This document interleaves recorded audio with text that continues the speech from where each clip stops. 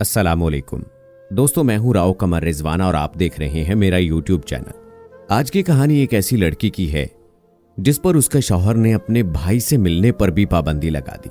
ऐसा क्यों हुआ, ये दिल खराश कहानी आखिर तक जरूर सुनिएगा। तो चलिए शुरू करते हैं आज की ये कहानी। चचा मोहसिन मेरे वालिद के बचपन के दोस्त थे। दोनों में सगे भाइयों जैसा प्यार था। एक स्कूल में पढ़ा, नौकरी भी एक साथ की, मगर अल्लाह की रजा चाचा थोड़ी जिंदगी लेकर आए थे। एक रोज दफ्तर में काम करते हुए सीने में दर्द महसूस किया और चंद मिनटों में दुनिया से चले गए।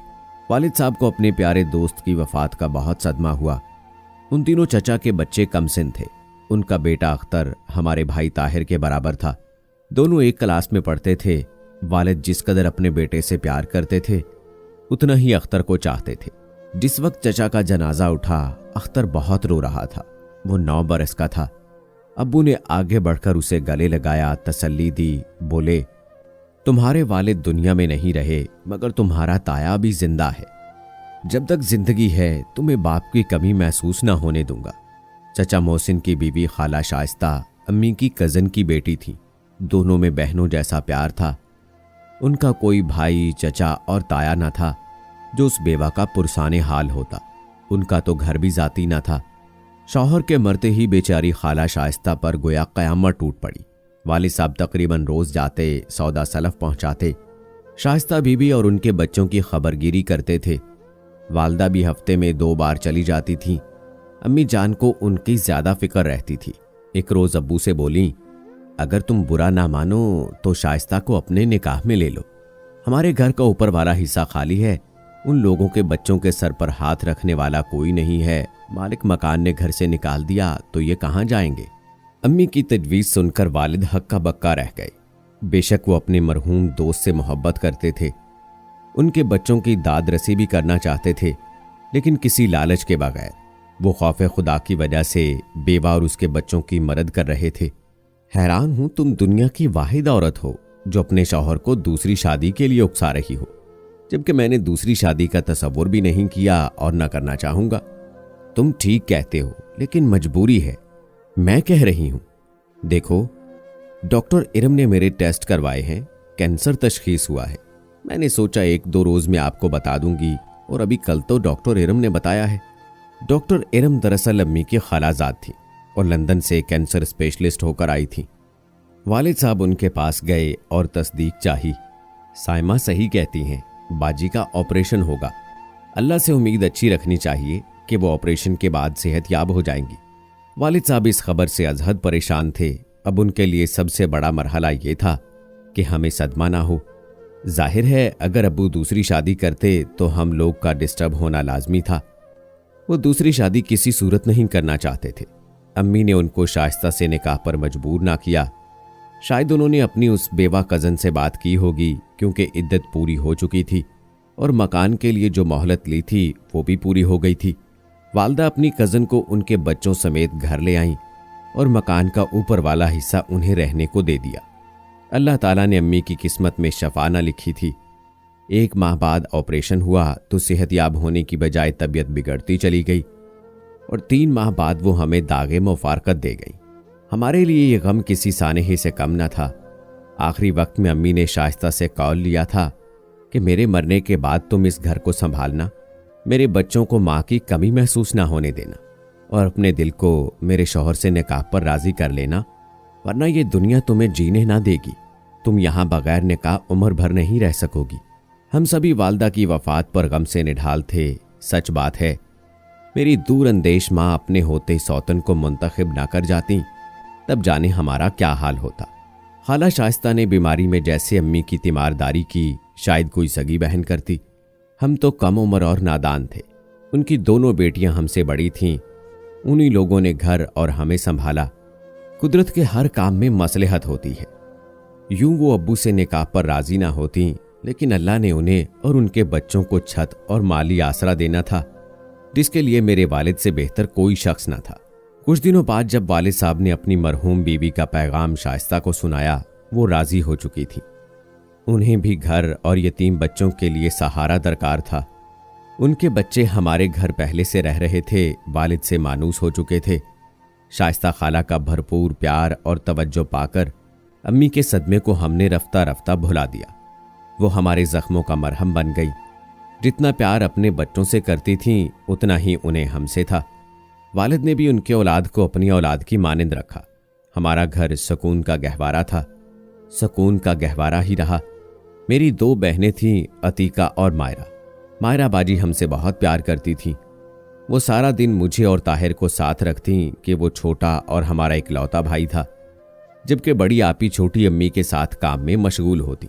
अख्तर और ताहिर की दोस्ती एक घर में रहने की वजह से मजीद पक्की हो गई। दोनों साथ स्कूल जाते थे। पहले मेरा एक भाई था, अब 2 हो गए। ताहिर को भी भाई मिल गया। हर वक्त साथ रहते, साथ पढ़ते, बाहर इकट्ठे जाते। गर्ज अख्तर की रफाकत ने ताहिर के दिल से अम्मी की जुदाई के दर्द को हल्का कर दिया। जिन दिनों अख्तर और ताहिर नमी में गए, मेरी दोनों बहनों अतीका और मायरा का रिश्ता हो गया। शाइस्ता खाला ने दोनों बहनों के रिश्ते पहले होने दिए ताकि हमें अपनी वालदा की कमी महसूस ना हो। आपी के लिए वालिद ने अपने कज़न के बेटे का रिश्ता पसंद किया और मायरा के लिए अपने दफ्तर में साथ काम करने वाले शख्स फयाज के लड़के को मुंतखब कर लिया। छोटी अम्मी जिन्हें हम अभी तक खाला ही कहते थे, फयाज के घर उनका रहन सहन देखने गईं। रहन सहन ठीक था, लोग भी सही लगे, मगर नजीब उनको पसंद ना आया। घर आकर अब्बू को समझाया कि मुझे लड़का सही नहीं लगा, बेहतर होगा कि हम मायरा का रिश्ता यहां तय ना करें, किसी और बेहतर रिश्ते का इंतजार कर लेते हैं।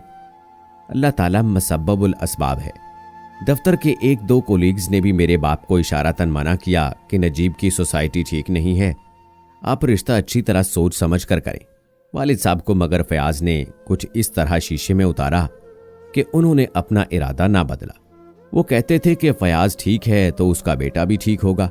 मैंने जुबान दे दी है, अब जुबान से नहीं फिरूंगा। नजीब की मंगनी बाजी मायरा से हो गई, मगर वो खुश ना थी क्योंकि छोटी अम्मी की जुबानी सुन चुकी थी। नजीब अच्छा लड़का नहीं है। वो आखिर वक्त तक इस रिश्ते की मुखालफत करती रहीं। अब्बू ने उनकी एक ना सुनी। हमारे खानदान में रिश्ते वालदैन तय करते थे, लड़कियों को बोलने का हक न था। आपी अतीका के रिश्ते पर सभी खुश और मुतमईन थे। ददयाल वालों में से भी किसी ने एतराज ना किया क्योंकि राहील भाई को सभी पसंद करते थे। उनके बारे में किसी छानबीन की जरूरत ना थी। वो बाइखलाक, बाअदब और सबसे प्यार करने वाले इंसान थे। हमने कभी नजीब को नहीं देखा था, गैर लोग थे। बस उसका बाप फयाज वालिद का पुराना कोलीग था और अब्बू उसे जानते थे, मगर घरों का आना जाना नहीं था। वो दिन भी आ गया जब मेरी बहनें दुल्हन बन गई। वालिद साहब ने दोनों बच्चियों की शादी एक साथ रखी ताकि गांव से आने वाले रिश्तेदारों को दोबारा आने की तकलीफ ना हो और शादियों का खर्चा भी कम हो। ताहिर और अख्तर ने मिलकर आपी और बाजी की शादी में काम किया। आपी की रुखसती के वक्त उनके साथ कोई न गया कि अपने लोग थे, लेकिन बाजी मायरा की डोली के हमरा छोटी अम्मी ने जाने पर इसरार किया। वो मुझे भी साथ ले गईं। वो शहर से जरा दूर गांव में ब्याही गई थी। बाजी की सास ने हम दोनों को एक कमरे में ठहराया। हमें उन लोगों के तौर तरीके जरा मुख्तलिफ लगे। वो हल्ला गुल्ला कर रहे थे, उल्टा सीधा मजाक कर रहे थे। छोटी अम्मी को उनके रिश्तेदार लड़के और लड़कियों के खुले अंदाज पर नागवारी महसूस हो रही थी क्योंकि हमारे घर का माहौल पाकीज़ा था। जल्द ही मालूम हो गया कि बाजी के ससुराल वाले पढ़े लिखे लोग नहीं हैं, तभी उनको अदब व आदाब से वाकफियत ना थी। कुछ दक्का-नुसी सोच के और कुछ बेलगाम से थे। छोटी अम्मी ने घर आकर अब्बू को हाल अहवाल दिया। वो बोले, हमें उनके रिश्तेदारों से क्या लेना देना, हमारा वास्ता तो नजीब के घर वालों से है और वो ठीक लोग हैं। शादी के कुछ दिनों बाद अतीका आपी एक दिन रहने के लिए मैके आईं, लेकिन नजीब भाई मायरा बाजी को मिलाने ना लाए। तभी छोटी अम्मी ने कहा, ताहिर और अख्तर तुम लोग जाओ और बहन को ले आओ। मेरे दोनों भाई बाजी के घर गए। फयाज घर पर थे। उन्होंने दोनों को अंदर बिठाया और बातों बातों में पूछा कि तुम आपस में क्या लगते हो, हम दोनों भाई हैं। मुझे जहां तक इल्म है मुख्तार साहब का एक ही बेटा है। पहले मैं एक था, अब हम 2 हैं। तभी बाजी के ससुर अख्तर से मुखातिब हुए, बेटा तुम्हारा पूरा नाम क्या है? अख्तर मोहसिन, उसने जवाब दिया। अच्छा, तुम मोहसिन मरहूम के लड़के हो? वो मेरा भी दोस्त था। अच्छा, मैं समझ गया। मेरा बहनोई नजीब भी वहां मौजूद था। उसने कहा, मगर मैं नहीं समझा। तब उनके वालिद ने इशारा किया, बाद में समझा दूंगा। फयाज को ये तो मालूम था कि अब्बू ने दूसरी शादी की है। मगर ये मालूम न था कि मोहसिन की बेवा से निकाह सानी किया है और उनका बेटा ताहिर के हम उम्र है। उन्होंने बाजी को हमारे साथ भेज दिया, मगर जब बहनोई मायरा को लेने आए तो नजीब भाई ने अख्तर को तिरछी नजरों से देखा। वालिद साहब ने दामाद के तेवर देखकर कहा, देखो बेटा, अख्तर को मेरा ही बेटा समझना। ये मेरे दोस्त का बेटा ही नहीं, मेरा भी बेटा है। इसकी वालदा से मैंने निकाह किया है। अख्तर मेरे बच्चों के साथ पला बड़ा है। ये सब आपस में बहन भाई है। उस दम तो नजीब खामोश रहा, लेकिन बाजी को घर ले जाकर बोला, अख्तर आइंदा मेरे घर नहीं आएगा और तुम अख्तर से बात ना करना, वरना कभी तुम्हें मैके जाने ना दूंगा। वो तुम्हारा सगा भाई नहीं, सोतेली माँ के पहले शौहर का बेटा है, तुम्हारे लिए नामहरम है। अतीका आपी का जब जी चाहता आ जाती, मगर मायरा बाजी पर सख्त पाबंदी लग गई। कई माह गुजर जाते और वो ना आती। वालिद लेने जाते तब कहीं नजीब भाई उन्हें भेजते, लेकिन शाम को खुद लेने आ जाते। बीवी को रात को हमारे घर रुकने ना देते थे। जब अख्तर को पता चला, उसे सख्त सदमा हुआ। नजीब भाई का उससे सामना होता तो वो अख्तर के सलाम का जवाब देते और न उससे कलाम करते, बल्कि मुंह फेर लेते। ताहिर ने भी बहन के घर जाना छोड़ दिया और बहनोई से तरके कलाम कर लिया। अख्तर के साथ राहील बाई बहुत प्यार से मिलते थे और इज्जत से बात करते। आपी अतीका भी उसे घर बुलाती, उसकी खातर मदारत करती। उनके ससुराल वाले अख्तर के आने का बुरा ना मानते। नजीब चाहता था कि अब्बू जान अख्तर को घर से निकाल दें। जब उसकी ये आरजू पूरी ना हुई तो उसने गुस्सा मेरी बहन पर निकाला। वालिद उसके बस में न थे, मगर हमारी बहन उसके बस में थी। उसने मायरा से कहा, अगर मैंने तुम्हें कभी अख्तर से कलाम करते देख लिया तो शूट कर दूंगा। एक शर्त पर मैके जा सकती हो कि जब वहां जाओ अख्तर से पर्दा करना होगा। छोटी अम्मी को पता चला तो बहुत दुखी हुई। बेशक मैं उस रोज नजीब को घर से कहीं भेज दिया करूंगी जिस रोज मायरा आएगी, मगर नजीब मायरा को मैके आने दे। इस शर्त पर नजीब ने बीवी को हमारे घर भेजना कबूल कर लिया कि उस रोज अख्तर घर नहीं रहेगा जिस दिन मायरा मैके में होगी। अब जब मायरा दुख सुख में या फिर मिलने आती तो पहले कहलवा देती और छोटी अम्मी अख्तर को हमारी फूफी के घर भेज दिया करती थी। ये बात सबको बहुत तौहीन आमेज लगती, मगर मजबूर थे। मायरा को भी हमेशा के लिए नहीं छोड़ सकते थे। खुद अख्तर ने कहा, बेशक दिन में घर ना आऊंगा, मेरी बहन तो आ सकेगी। मुझे मायरा बाजी की खातिर ये बात गवारा है। मुझे बुरा नहीं लगता, घर से चले जाना तो आप लोगों को क्यों बुरा लगता है? दरअसल वो नहीं चाहता था कि उसकी वजह से हमारा झगड़ा बाजी के शौहर से हो या मायरा का घर बर्बाद हो। एक रोज मेरे बड़े बहनोई आए, वो मिठाई साथ लाए थे। बोले, अल्लाह ताला ने बेटा दिया है। हम सब खुश हो गए। तभी राहील भाई ने कहा कि मायरा के घर भी मिठाई पहुंचानी है, अख्तर और ताहिर जाकर दे आते हैं। अख्तर जाने से झिझका तो ताहिर ने कहा कि तुम बाहर गाड़ी में बैठे रहना, मैं अंदर जाकर मिठाई देकर आ जाऊंगा। उस दिन राहील भाई ने इतना इसरार किया कि उन दोनों को जाना पड़ा। जब बाजी का घर नजदीक आ गया, ताहिर ने गाड़ी सड़क किनारे रुकवा दी और अख्तर को गाड़ी में बैठे रहने को कहा, जबकि खुद मिठाई देने के लिए उतर गया। लेकिन उनके दरवाजे पर ठहर गया और एक बच्चे को मिठाई दी कि जाकर मेरी बहन को देना, और कहना ताहिर ने दी है। अतीका आपी को अल्लाह ने बेटा दिया है। वो खुशी से दरवाजे पर आ गई, इसरार करने लगी कि अंदर आओ। उन्होंने गौर न किया कि गाड़ी में अख्तर बैठा है। उसी वक्त उसका शौहर बाहर से आया। उसने बाजी को दरवाजे पर देख लिया। वो शौहर को देखते ही घर के अंदर चली गई। ताहिर उल्टे कदमों लौट आया कि जब अख्तर से बहनोई सीधे मुंह बात नहीं करता, मैं उसके घर के अंदर क्यों जाऊं? उसे अपने बहनोई के रवैये पर बहुत गुस्सा था। जानता था कि बाजी अख्तर को सगे भाई की तरह चाहती हैं, हरगिज सौतेला नहीं समझती। सिर्फ शौहर के डर से नहीं बुलाती, मगर हमारा बहनोई किस कदर अजीब सोच का मालिक है। वो किसी की इज्जत करना जानता ही न था। उसे रिश्तों के तकद्दुस का भी एहतराम न था। जब अख्तर ने मैट्रिक पास कर लिया तो वालिद ने उसे एकेडमी में पढ़ने के लिए भिजवा दिया। अब मेरा बहनोई खुश था कि अख्तर का कांटा निकल गया जो उसे चुभता था। वो कभी कभी बाजी को लेकर हमारे घर आने लगा। एक दिन बाजी आईं तो इत्तफाक से उनके गर्दन से दुपट्टा हट गया। जख्म का निशान था। अम्मी ने पूछा, मायरा बेटी, ये कैसा निशान है? बताया कि जब ताहिर और अख्तर मिठाई देने आए, मैं दरवाजे पर ताहिर को घर के अंदर बुलाने चली गई। मालूम न था कि सामने खड़ी गाड़ी में अख्तर बैठा हुआ है। उसी वक्त नजीब आ गया। तब उसने मुझसे कहा कि क्या तुम घर की दहलीज पर अख्तर को देखने गई थी? सख्त बाज पुरस की कि कहा, जब मैंने मना किया था कि ये ना आए तो क्यों मेरे घर आया है? तभी मेरी गर्दन पर छुरी रख दी तो मैं खौफ से लरस गई और तेज छुरी से हल्का सा जख्म आ गया। मायरा के मुंह से ये बात सुनकर हमारा क्या हाल हुआ बता नहीं सकती। वालिद को शाइस्ता अम्मी ने बताया। उन्होंने नजीब से पूछा तो माफी मांग ली और कहा, मैं तो यूं ही डरा रहा था, मेरा इरादा उसे जख्मी करने का ना था, मगर ये इतने जोर से उछली कि कट लग गया। आइंदा कभी ऐसा ना करूंगा, आपके कदम छूकर माफी मांगता हूं। वालिद ने बेटी की खातिर बात आगे ना बढ़ाई और खामोश हो गए। इस बात को कई साल गुजर गए। ताहिर और अख्तर ने तालीम मुकम्मल कर ली। ताहिर को बावजूद वालिद साहब की दौड़ धूप के अच्छी नौकरी ना मिली, जबकि अख्तर ऑफिसर बन गया। वालिद रिटायर हो गए। अख्तर की दोनों बहनों की भी उन्होंने शादियां कर दी। अब घर में अम्मी, अब्बू, अख्तर, ताहिर और मैं रह गए। मैं सबसे छोटी थी। वालिद साहब चाहते थे पहले दोनों बेटों के सर पर सेहरा देखें, बहुएं ले आएं, फिर मेरी शादी करें।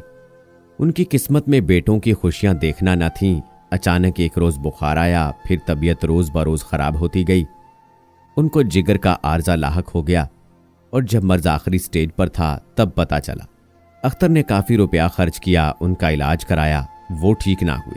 घर की सारी जिम्मेदारी अब उसी के कंधों पर थी। जिंदगी के साथ मौत भी एक हकीकत है। वालिद का आखिरी वक्त आ पहुंचा। भाई बहन सब जमा हो गए, एक मायरा बाजी के सिवा। छोटी अम्मी और ताहिर भाई उनको लेने गए। उनके ससुर ने अब्बू की अलालत का सुना तो बहू को कहा, तैयार हो जाओ। वो खुद हमारे साथ मायरा बाजी को छोड़ने आए। अब्बू की अयादत भी की। तब नजीब 2 रोज के लिए किसी काम से दूसरे शहर गया हुआ था। मायरा बाजी 8 दिन रहीं। नजीब भाई ना आए। वो कुछ खोई खोई सी थीं, शायद ज्यादा दिन मैके में रहने की वजह से खौफजदा थीं कि शौहर बाज पुरुष न करे। वालिद साहब का इंतकाल हो गया। उनके ससुराल में इत्तला गई तो बाजी के ससुर और शौहर दोनों आ गए। फ्याज तो एक दिन बाद लौट गए। नजीब भाई ठहर गए और मायरा बाजी को तीसरे रोज साथ ले गए। इस बार वो जाते हुए बहुत उदास और बुझी बुझी थी। मैंने कहा, बाजी अब्बू बहुत तकलीफ में थे, अल्लाह ने उनकी तकलीफ खत्म की है, आप उनके इंतकाल का इस कदर मलाल मत कीजिए। दुआ कीजिए कि हमारे दोनों भाई ताहिर और अख्तर सलामत रहें। अब यही हमारा सहारा है। अब्बू चले गए। उनके बाद मुझे यूं लग रहा है कि मेरे साथ भी कुछ होने वाला है। अल्लाह आपको हर मुसीबत से अमान में रखे बाजी। ऐसे कलमात मुंह से ना निकालिए। अब्बू की वफात के दुख से हम सबके दिल बोझल हैं। अल्लाह हमको सब्र दे। ताहिर ने सुना तो कहा, अम्मी जान आप बाजी को नजीब के हमरा ना भेजिए, मैं चंद दिन बाद जाकर खुद छोड़ आऊंगा। अम्मी ने नजीब से इस्तदा की, वो ना माना और कहा कि मैं रुका ही इसलिए था कि साथ लेकर जाऊंगा, उसके बगैर घर नहीं चलता।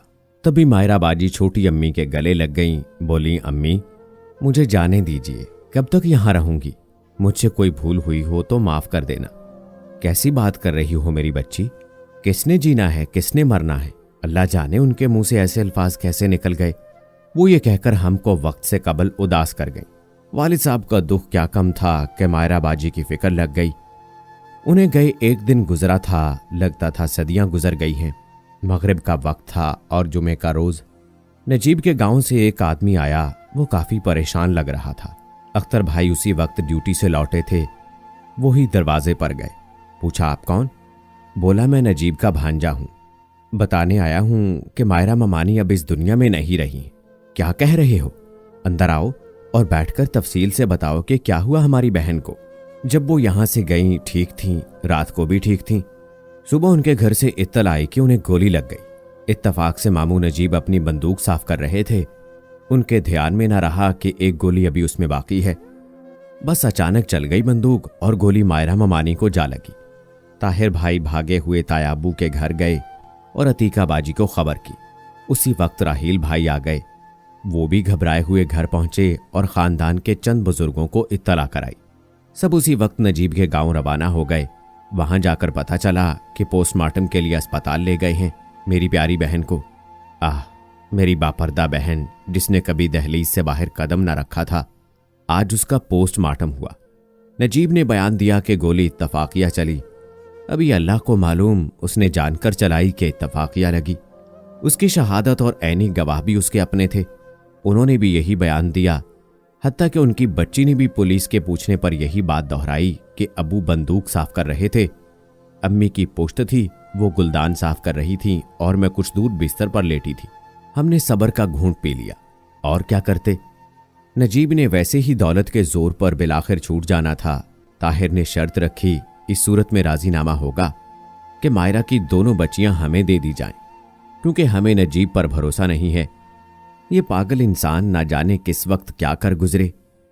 हम उनकी बच्चियां ले आए। बच्चियों को मैंने पाला और उनकी खातिर शादी भी ना की। उन्हें किसी के आसरे पर छोड़ने को दिल नहीं माना। बड़ी भांजी जब सयानी हो गई तो उसने एक रोज मुझे बताया था कि अब्बू का अम्मी को मारने का इरादा ना था, वो बस डराने को बंदूक लाए थे, मगर गोली इत्तफाकिया चल गई। ये वाकया मेरे सामने हुआ था।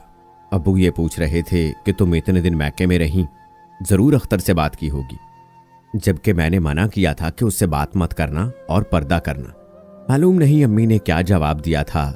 भांजी की बात में झूठ का शायबा ना था, मगर मैं कैसे यकीन करती कि यकीन करने को दिल ना चाहता था। भला जो शख्स ज़हनी मरीज हो वो अपने बुरे हालात को कंट्रोल नहीं कर सकता। ऐसे लोगों को तो अपना इलाज करवाना चाहिए, मगर ज़हनी मरीज कभी खुद को बीमार तस्वुर नहीं करते, हमेशा खुद को सही और दूसरों को गलत समझते हैं। बहुत अच्छा हुआ कि हम अपनी भांजियां ले आए थे, क्योंकि इस वाक़े के बाद उनका ज़हनी मर्ज बढ़ गया था। इतना कि एक रोज़ उन्होंने खुद को भी गोली मार ली। अगर वहां हमारी मासूम भांजियां रह जाती तो कुछ बैद नहीं था कि वो उनको भी नुकसान पहुंचाते। काश सारे मुल्क में ऐसा कानून हो कि शादी से कबल लड़के और लड़की दोनों का मेडिकल चेकअप होना लाजमी करार दिया जाए, और जिस्मानी तंदुरुस्ती के साथ ज़हनी सेहत के बारे में भी माहिर मौलिज सर्टिफिकेट जारी करें कि ये लड़का और लड़की ज़हनी और जिस्मानी लिहाज से सेहतमंद हैं, वरना जिस्मानी अमराज के साथ ज़हनी अमराज भी आने वाली नस्लों की तबाही का सबब बन जाते हैं। तो दोस्तों, कैसी लगी आज की कहानी कमेंट बॉक्स में ज़रूर बताएं। मिलते हैं अगली वीडियो में, तब तक के लिए मुझे इजाज़त दें। अल्लाह हाफिज़।